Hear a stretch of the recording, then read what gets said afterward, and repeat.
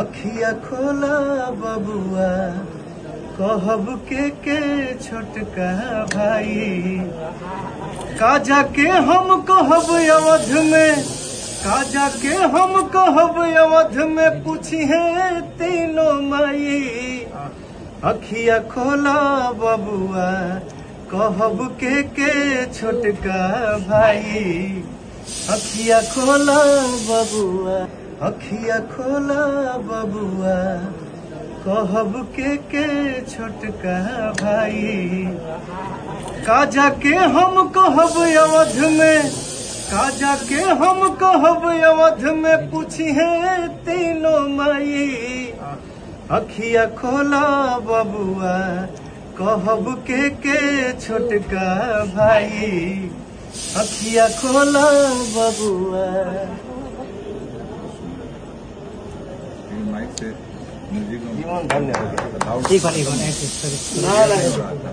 धन्यवाद।